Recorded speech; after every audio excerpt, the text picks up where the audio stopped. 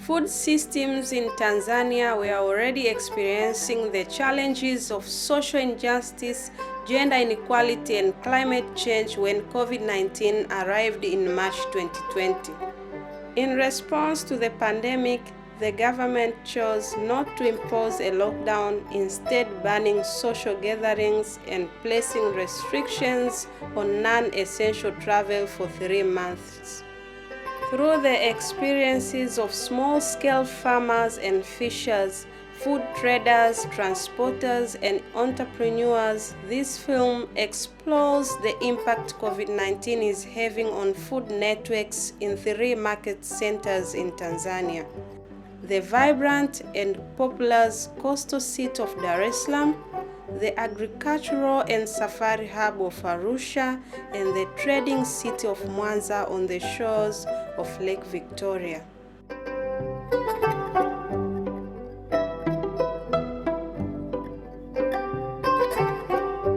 With a population of more than 6 million people, Dar es Salaam is a commercial port and the country's economic and financial hub.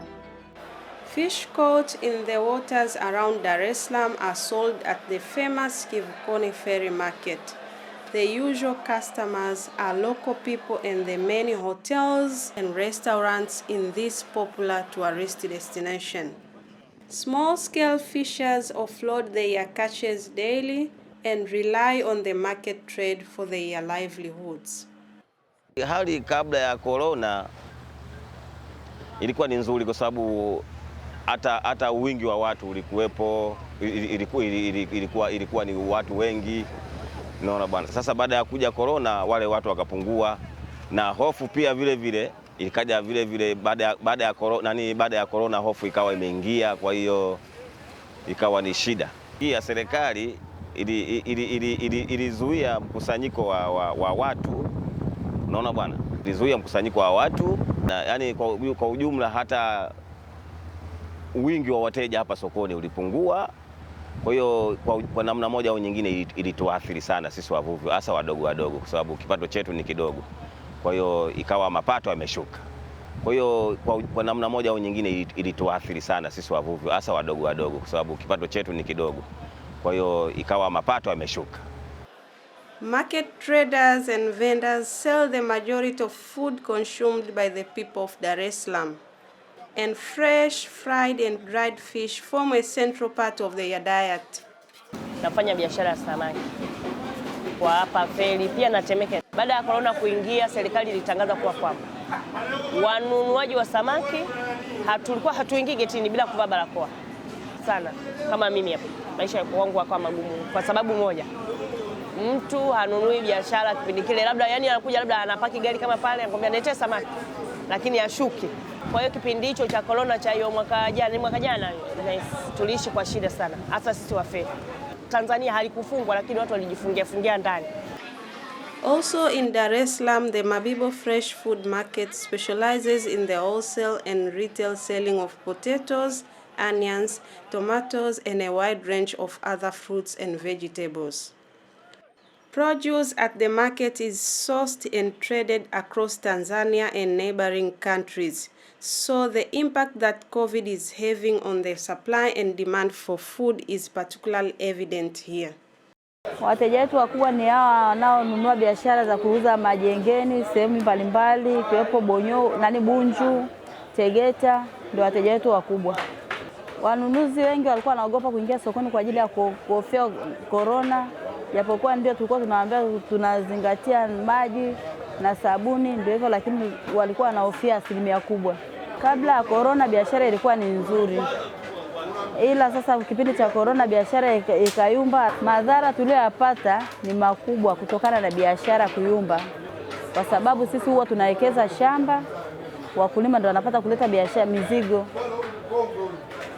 kuleta huko mjini. Kwa hiyo tunakuwa sasa biashara ikishayumba huko mjini, na maana na tayari na wenyewe wanakuwa wanayumba.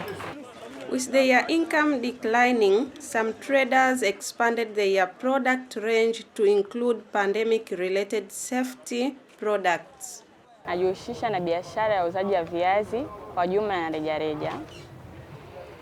hapa katika soko la Mabibo. Nilikuwa naagiza mzigo kutoka Mbeya na uleta hapa Dar es Salaam. Wateja wangu katika hii biashara wengi ni wenye mahoteli na pia na watu raia wa kawaida ambao walikuwa wanakuja kuchukua viazi kwa ajili ya matumizi yao nyumbani.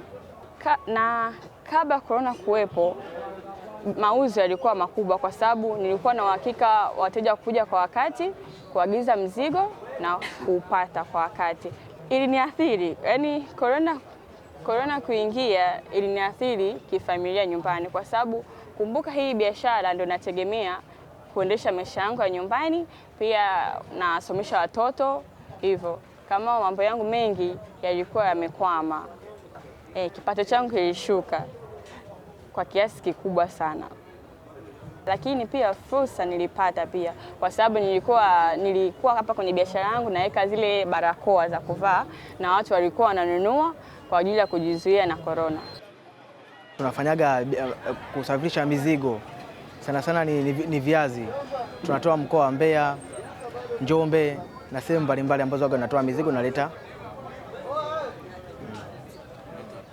Mabibo. The decrease in buyers has a knock-on effect that impacts everyone in the value chain. Unakuta kipato ni kidogo kwa sababu tajiri anasema gari yangu inazunguka, mafuta alikuwa mpanda bei. Kama tunavyojua kipindi hiki cha kati hichi kabla hajapunguza, mafuta yalikuwa mpanda bei. Hapo shona zile kazi zimepungua. Biashara ndio ikiharibika kama mimi kwa sababu tena hapo inabidi mimi na tajiri ndio tuingiliwe tena. Kwa sababu hapo yule mwenye mzigo anakopa hawezi chukua kitu bidhaa yake ambayo imeharibika. Yeye anakuambia bwana, mimi bidhaa yangu nimekutoa kule, nimejua bidhaa yangu iko salama. Inafika huku wewe unaweza kuniambia biashara yangu imeharibika, hapo inakupa ni ngumu kuelewa. Located below Mount Meru on the eastern edge of the Great Rift Valley, Arusha is Tanzania's third largest city and a diplomatic hub for the East Africa region. Close to Serengeti National Park, Mount Kilimanjaro and other conservation areas, Arusha is also considered the safari capital of the world, attracting a thriving tourist industry. And with a temperate climate and volcanic-rich soil, it is the market center for farm produce in the region. Farmers and traders are benefiting from rising demands for food items such as ginger, lemons, and garlic that the government officials promote for boosting immunity. But disruptions to supply and demand for cereals and horticultural produce has destroyed the livelihood of so many people in this area. Msimamizi wa shamba la maharage machanga. Hapo nyuma tulikuwa tumeajiriwa wamama wengi sana. Lakini baada ya huu ugonjwa wa corona kuingia nchini, wafanyakazi wamepungua kutokana na matajiri hawawezi kulipa tena. Ni mkulima wa kilimo cha maharage machanga.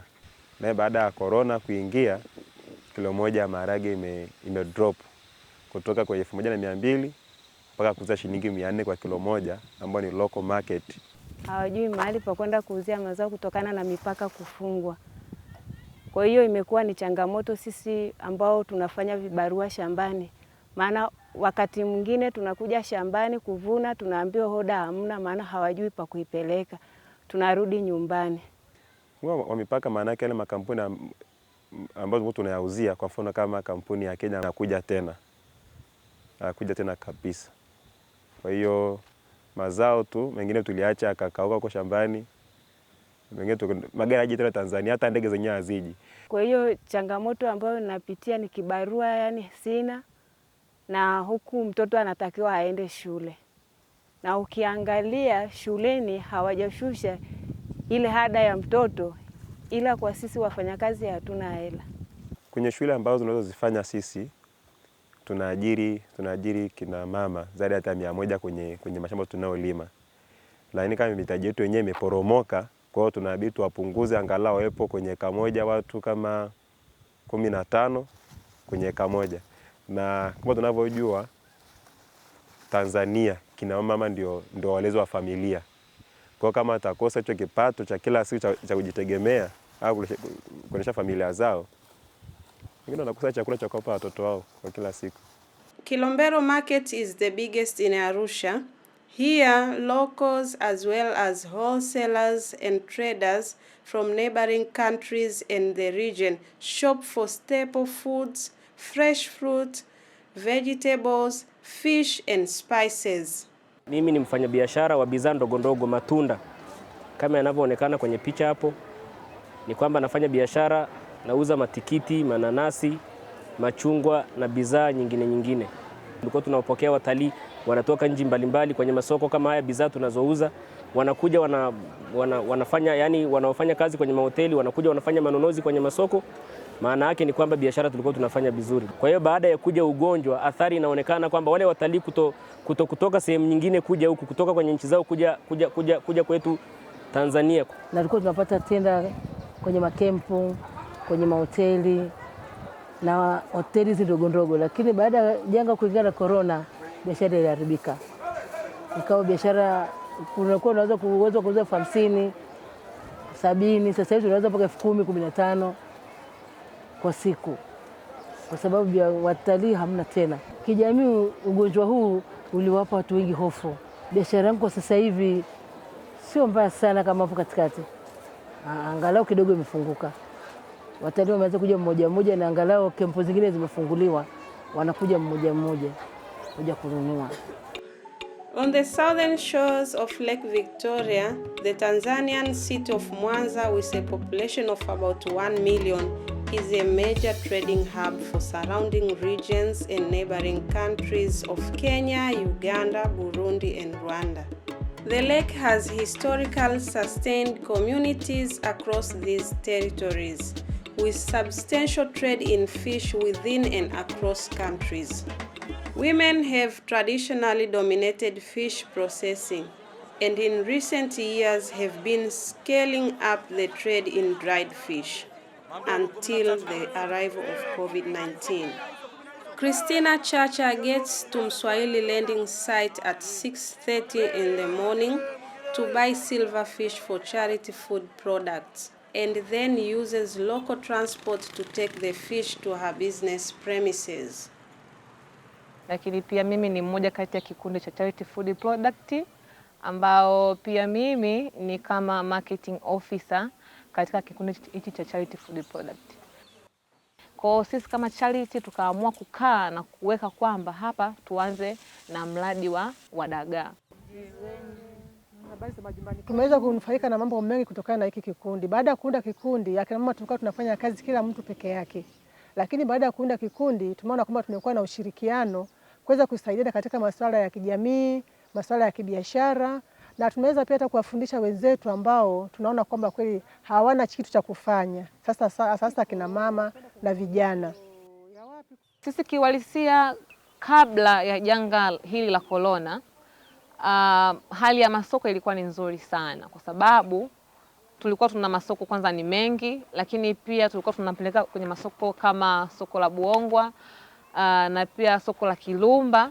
Tulikuwa tunapeleka sana na kusambaza sana kwa njia ya physically.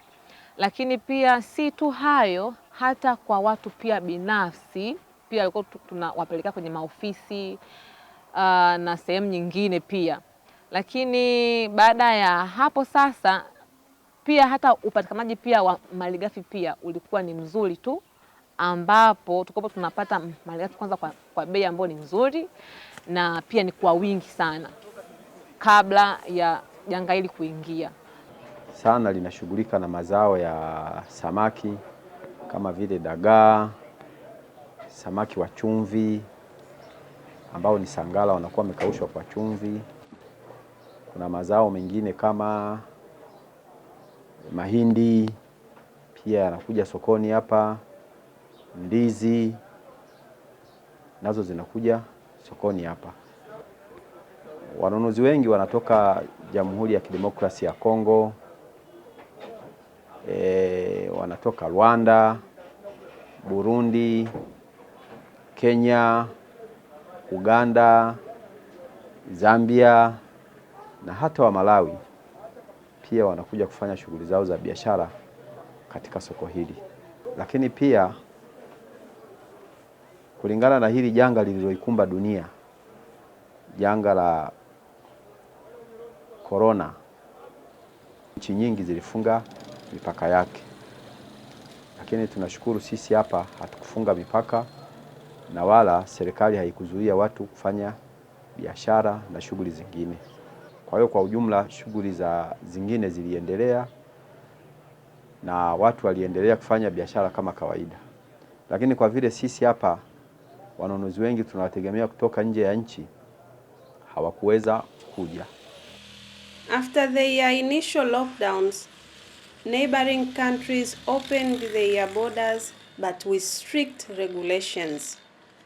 Changamoto ya kwanza, magari yale yaliyoruhusiwa kuvuka mipaka mara nyingi yalicheleweshwa mpakani kwa ajili ya ukaguzi na kwa ajili ya wale wa madereva na wasaidizi wengine wa magari waliwekwa karantini kwa muda wa siku 14.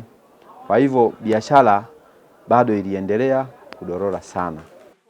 With fewer local and foreign customers coming to Mwanza's markets, charity food products found their customer base drastically reduced.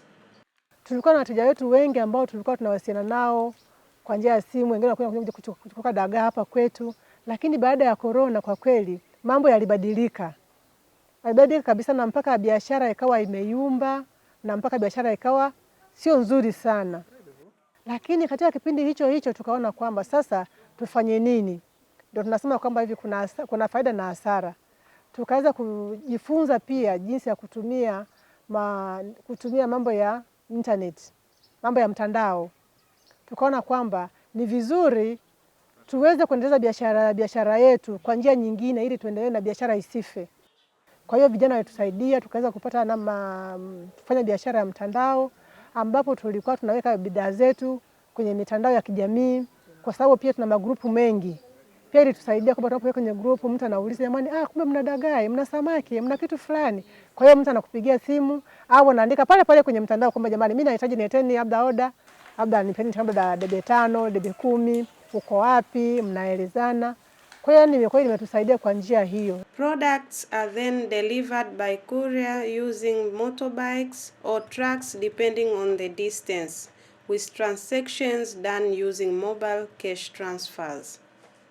Lakini pia hata hizi kama mtu labda umempata mteja mara akutumie pesa, gharama bado iko juu sana. Kwamba akutumie pesa alafu umtumie mzigo, bado gharama inakuwa ni kubwa. Hata wale walioruhusiwa kuja kuvuka mipaka, bado zile gharama zilikuwa ni kubwa sana.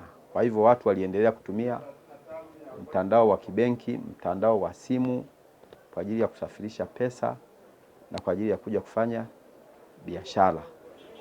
Ni hivi tu serikali ilipopandisha ile tozo ya simu, watu kidogo